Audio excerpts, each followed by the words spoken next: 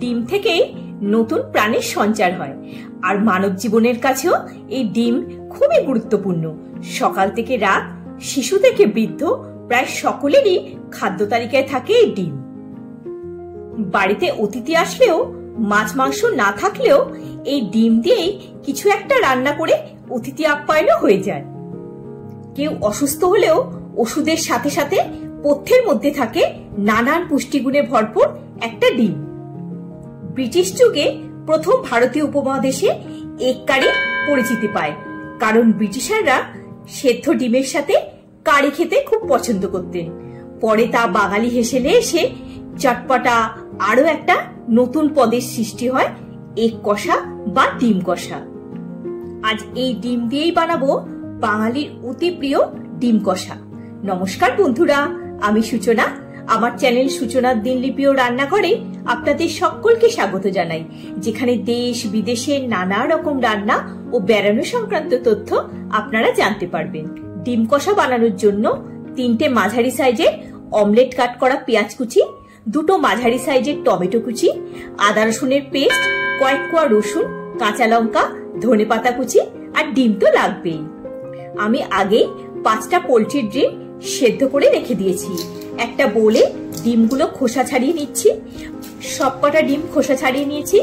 পরিমাণ মতো নুন, হলুদ আর কাশ্মীরি লঙ্কা গুঁড়ো দিয়ে ডিমগুলো একটু ম্যারিনেট করে নেব।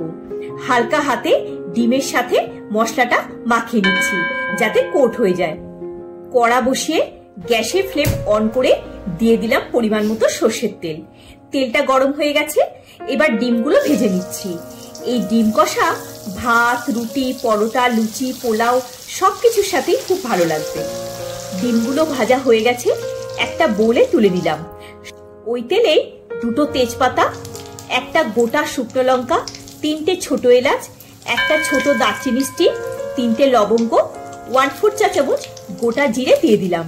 মশলাটা দিয়ে সুগন্ধ বেরোলে এবার পেঁয়াজ কুচি দিয়ে দিলাম। এটা তেলের সাথে মিশিয়ে নিচ্ছি। খুব বেশি বাদামি করে ভাজার দরকার নেই, হালকা সোনালী রঙের হলেই হবে। দিয়ে দিলাম 5 কোয়া থেতো করা রসুন। এই রসুনটার জন্যই একটা সুন্দর ফ্লেভার হবে। বোলের মধ্যে গুঁড়ো মশলার একটা পেস্ট তৈরি করে দিচ্ছি। তার জন্য 1/2 চা চামচ হলুদ গুঁড়ো, 1/2 চা চামচ জিরে গুঁড়ো, 1/2 চা চামচের একটু বেশি ধনে গুঁড়ো, 1/2 চা চামচ লাল লঙ্কা গুঁড়ো, ঝালটা আপনারা স্বাদ মতো দেবেন, 1/2 চা চামচের একটু বেশি কাশ্মীরি লঙ্কা গুঁড়ো, 1/4 চা চামচ শাহি গরম মশলা গুঁড়ো, 1/2 চা চামচ টমেটো কেচাপ আর উষ্ণ গরম জল দিয়ে মিশিয়ে একটা মিশ্রণ তৈরি করে নিলাম। এটা বাটা মশলার ফ্লেভার দেবে। পেঁয়াজ, গোটা রসুন হালকা সোনালী রঙের হয়ে গেছে। 1 চা চামচ আদা রসুনের পেস্ট দিয়ে দিলাম। একটু কষিয়ে নিচ্ছি। দিয়ে দিলাম টমেটো কুচি, টমেটো পিউরিও দিতে পারি। মশলার সাথে টমেটো মিশিয়ে নিচ্ছি। একটা ঢাকা দিয়ে টমেটোটা একটু সফট হতে দিলাম। টমেটো কিছুটা নরম হয়ে গেছে। স্বাদ মতো নুন আর গুঁড়ো মশলার মিশ্রণটা দিয়ে দিলাম। এবার খুব ভালো করে কষাতে হবে। মাঝে মাঝে টমেটোটা স্প্যাচুলা দিয়ে একটু স্ম্যাশ করে দিচ্ছি যাতে মিশে যায়। 3টে কাঁচা লঙ্কা আর অল্প চিনি দিয়ে দিলাম। বাঙালি রান্নায় একটু চিনি দিতেই লাগে, এটা টেস্টটাকেও ব্যালেন্স করে। বেশ কিছুক্ষণ ভালো করে কষিয়ে নেওয়ার পর তেলটাও ছেড়ে দিয়েছে। দিয়ে দিলাম পরিমাণ মতো উষ্ণ গরম জল। গ্রেভিটা নিজেদের ইচ্ছে মতো রাখবে। গ্রেভিটা ফুটে উঠে তেলটা উপরে ভেসে উঠেছে। এবার ভেজে রাখা ডিমগুলো দিয়ে দিলাম। একটা কাঁটা চামচ দিয়ে একটু পিক করে দিচ্ছি, ফ্লেভারটা ভেতরে যাতে ঢুকে যায়। একটা ঢাকা দিয়ে কিছুক্ষণ কুক হতে দিলাম। কিছুটা ধনেপাতা কুচি দিয়ে গ্যাসের ফ্লেম বন্ধ করে দিলাম। ব্যাস, ডিম কষা রেডি। একটা সার্ভিং প্লেটে প্রথমে একটু গ্রেভি রেখে তারপর ডিমগুলো সাজিয়ে আর একটু গ্রেভি দিয়ে দিলাম। একটা ডিম কেটে উপরে গার্নিশ করে দেব।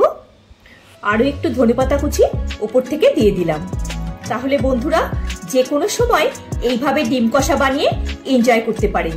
আর সামনেই আসছে শীতকাল, ব্রেড দিয়েও ডিম কষা খুব ভালো লাগবে।